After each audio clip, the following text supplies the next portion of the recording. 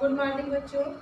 कल आपने कबीर दास जी का जीवन परिचय देखा था और आज हम उनके द्वारा रचित साखी को देख लेते हैं। इसमें देखिए ये पद्य है और जो आप कहानी की तरह पढ़ते हैं वह आपका उसमें आएगा नाटक, निबंध या जो कुछ यानी जो एक आप पाठ की तरह पढ़ते हैं। क्योंकि आप कक्षा 9 में अभी गए हैं तो इसके पहले आप लोग कक्षा 8 में पढ़े होंगे। उसमें एक कविता और उसके बाद 3-4 कहानियाँ होती थी, फिर एक कविता।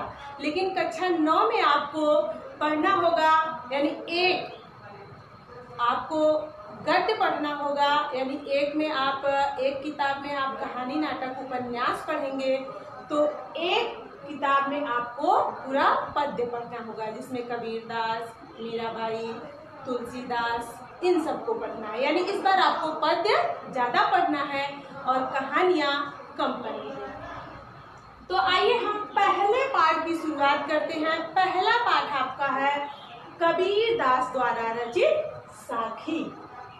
और सारा तो बच्चों पढ़ाना बोर्ड पे लिख लिख के संभव नहीं है, इसलिए जो इम्पोर्टेंट है, जो मुझे लगता है कि ये परीक्षा में आपसे पूछा जा सकता है, उसको मैंने यहाँ पर बोर्ड पर लिख दिया है और इसी को मैं आपको पढ़ाऊंगी। और देखिए एक आप ये पद पढ़ेंगे तो इसके अंतर्गत आपको सबसे पहला काम क्या करना है, इसका संदर्भ लिखेंगे। उसके बाद नंबर 2 पर आप इसका प्रसंग लिखेंगे। फिर उसके बाद नंबर 3 पर आप जो यह पंक्ति दी गई है इसका भावार्थ लिखेंगे। और नंबर 4 पर आपको इसका काव्य सौंदर्य लिखना है।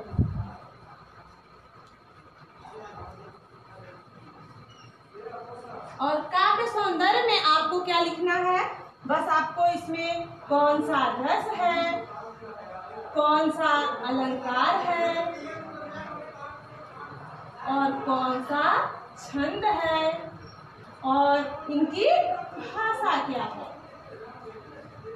यानी ये सभी चीजें आपको काव्य सौंदर्य में लिखना है कि जो भी आप पद पढ़े हैं उस पद में कौन सा रस है, कौन सा अलंकार है, कौन सा छंद है। और रस, अलंकार, छंद मैंने आपको पीछे पढ़ा दिया है, उसी के आधार पर आप इसमें छापेंगे।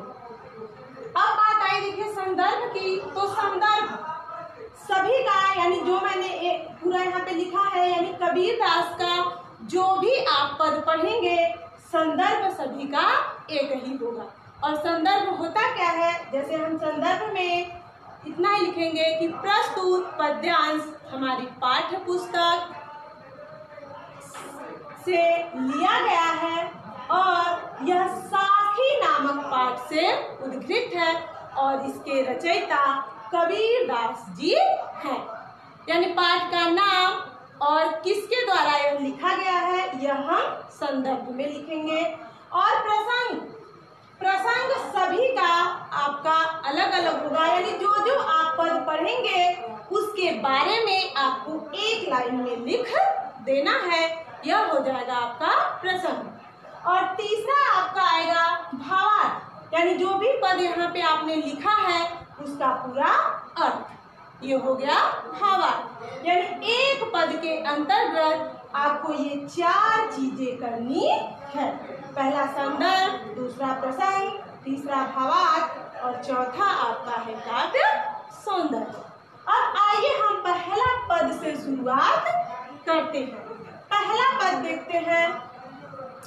सतगुरु हमसु रीझ करी, कहा एक प्रसंग, बरस्या बादल प्रेम का, भीज गया सब अंग।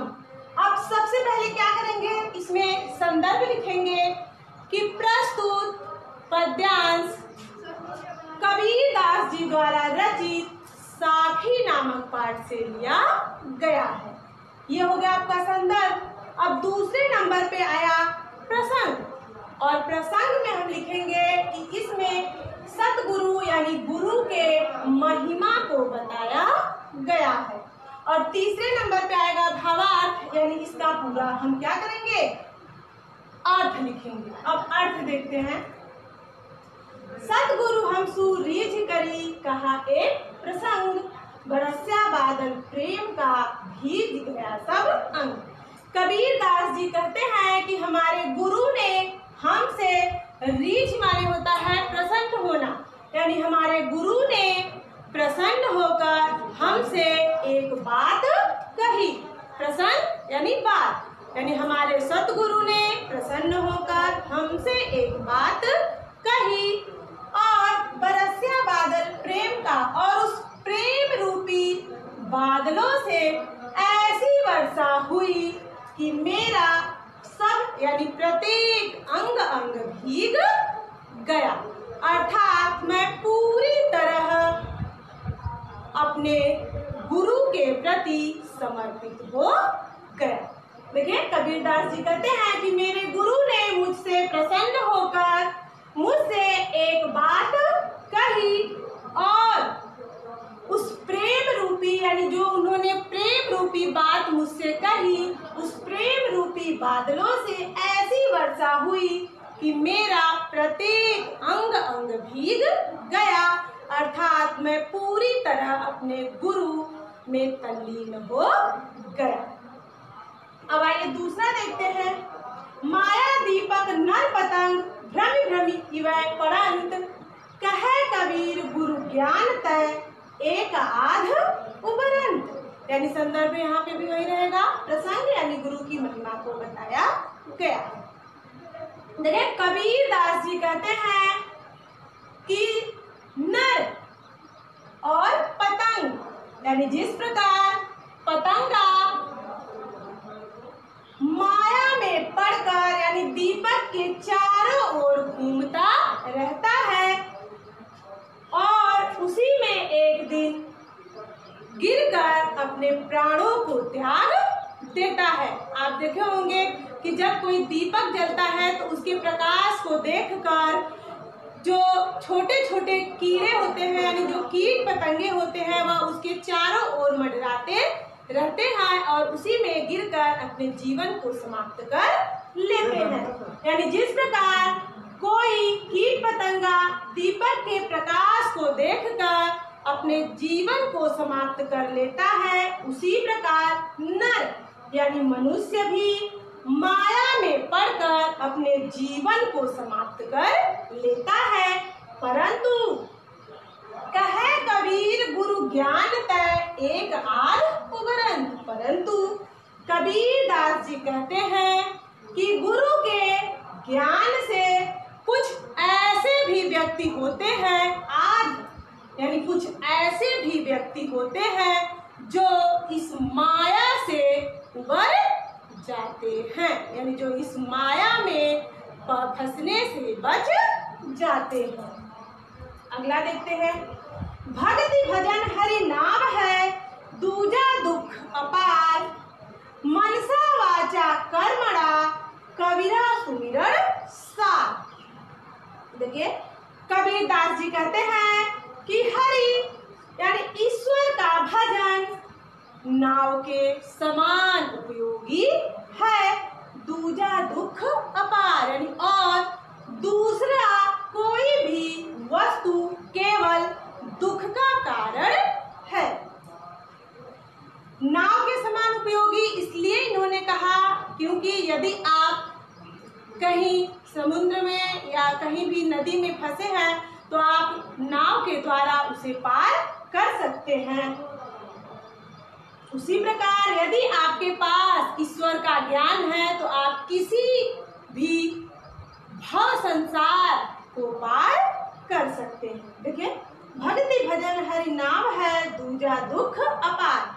कबीर दास जी कहते हैं कि ईश्वर की भक्ति नाव के समान उपयोगी है और दूसरी कोई भी वस्तु केवल दुख का कारण है। मनसा वाचा कर्मणा कबीरा सुमिरन सार, इसलिए हमें मन से, वचन से और कर्म से ईश्वर का सुमिरन माने होता है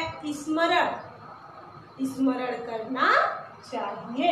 ये कबीरदास जी कहते हैं कि इसलिए हमें मन से, वचन से और कर्म से ईश्वर का स्मरण करना चाहिए। आइए अगला देखते हैं।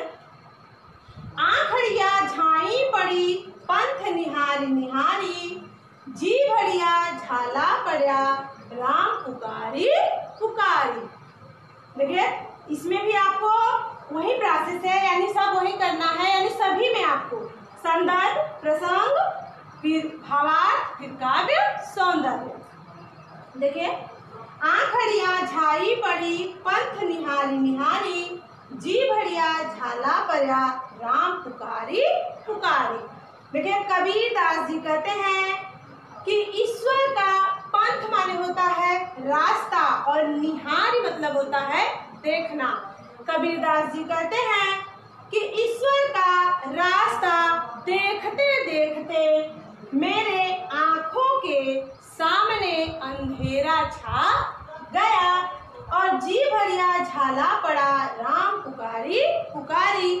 और ईश्वर अर्थात राम का नाम पुकारते पुकारते मेरी जिह्वा पे छाले पड़ गए, परंतु उनके दर्शन नहीं हुए। देखिए मैंने कल भी बताया था और आज भी बता रही हूँ कि कबीर दास जी के जो राम है वह दशरथ पुत्र राम न होकर बल्कि एक केवल राम नाम की कल्पना है। यह न ही इनका कोई रंग है, न ही कोई रूप है, न ही कोई आकार है, न ही कोई वेशभूषा है। ठीक, अब आइए अगले पद पे चलते हैं। जब मैं था तब हरि नहीं, अब हरि है मैं नाही, सब अंधियारा मीट गया जब दीपक देखा माही। इसके देखिए प्रत्येक पद में जो आपका प्रसंग होगा वो आप लिख सकते हैं कि प्रस्तुत पद में कबीरदास जी ने गुरु की महिमा का वर्णन किया है। जब मैं था तब हरि नहीं, अब हरि है मैं नाही, सब अंधियारा मीट गया जब दीपक देखा माही। देखिए कबीरदास जी कहते हैं कि जब मैं अंधकार में या अहंकार में डूबा हुआ था तब मुझे ईश्वर के दर्शन नहीं हुए, परंतु जैसे ही मेरे अंदर ईश्वर के दर्शन हुए अर्थात जैसे ही मेरे अंदर ज्ञान का प्रकाश हुआ तब मेरे अंदर के सारे अंधकार मिट गए और मुझे स्वतः ही ईश्वर के दर्शन हो गए। देखिए जब मैं था तब हरि नहीं, यानी जब मैं अहंकार में डूबा हुआ था तब मुझे हरि अर्थात ईश्वर के दर्शन नहीं हो रहे थे और सब अंधियारा मिट गया जब दीपक देखा माही। यहाँ दीपक से अर्थ है ज्ञान, यानी जब मेरे अंदर ज्ञान का प्रकाश हुआ तब स्वतः ही मेरे अंदर के सारे अंधकार मिट गए और मुझे स्वतः ही ईश्वर के दर्शन हो गए। यह तन काचा कुंभ है लिया फिरे था साथी, ढबका लागा फूट गया कछु न आया हाथी। देखिए कबीर दास जी कहते हैं कि हे मनुष्य, यह तुम्हारा तन यानी यह शरीर कच्चे कुंभ, कुंभ माने होता है घड़ा, यानी कच्चे मिट्टी के घड़े के समान है। लिया फिरे था साथी, यानी जिसे तू अपने साथ लेकर घूम रहा है। देखिए कबीरदास जी कहते हैं कि हे मनुष्य, यह जो तुम्हारा शरीर है जिसे तू अपने साथ लेकर घूम रहा है यह कच्चे मिट्टी के घड़े के समान है। ढबका लागा फूट गया कछु न आया हाथी, यानी जरा सा झटका लगने पर वह फूट जाता है और तुम्हारे हाथ कुछ भी नहीं आता है। यानी जिस प्रकार जरा सा झटका लगने पर कच्चे मिट्टी का घड़ा फूट जाता है उसी प्रकार तुम्हारा यह शरीर भी है, जो जरा सा झटका लगने पर टूट जाता है और तुम्हारे हाथ कुछ भी नहीं आता है।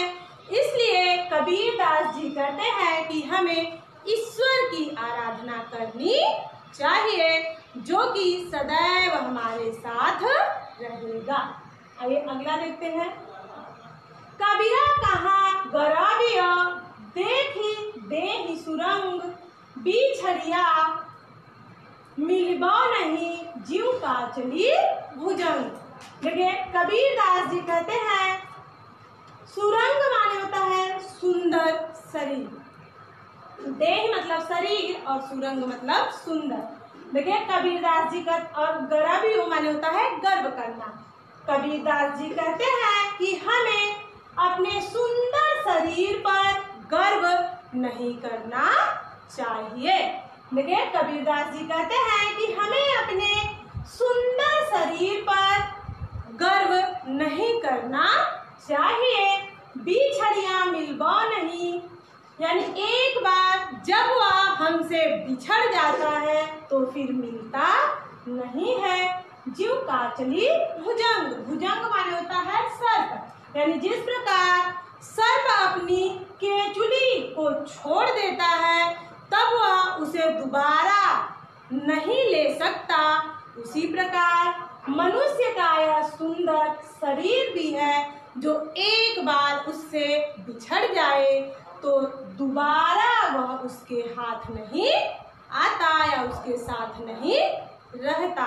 इसलिए कबीर दास जी कहते हैं कि हमें सदैव ईश्वर का स्मरण करना चाहिए, यानी इस संसार में यदि कुछ भी सत्य है तो वह केवल ईश्वर की भक्ति है और सारी वस्तुएं क्षण भंगुर है। और आज के लिए इतना ही। अब अगले क्लास में फिर देखेंगे अगला पार्ट। तब तक के लिए